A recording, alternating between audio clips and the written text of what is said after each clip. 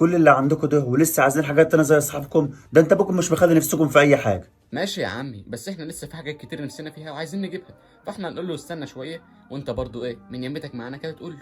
يا ولاد ابوكم باين عليه انه تعبان جامد، وانا خايف يجرى له حاجه وهو في الغربه لوحده. ما تخافش يا عمي، وبعدين يعني ده اول مره بابا يتعب وهناك لوحده. ان شاء الله يبقى كويس زي كل مره. كان نفسي تخافوا على ابوك اكتر من كده شويه يا ولاد. ومين قال لك يا عم ان انا مش بنخاف عليه وبنحبه؟ هو احنا اصلا لنا حد في الدنيا غيره؟ انا عايزك بس تقنعه معانا ان هو يخليك هناك وما تقلقش، هو ان شاء الله هيبقى كويس. حاضر يا ولاد، انا هقول لابوك على اللي انت عاوزينه، وهو اللي يبقى يقرر براحته.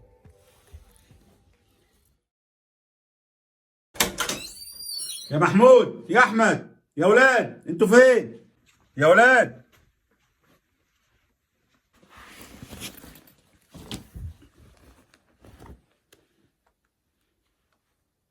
يا محمود انتوا فين؟ وانتوا مش عارفين انا جاي النهارده يا ولاد؟ عارفين والله يا بابا، كنا مستنيينك بس رحنا مشوار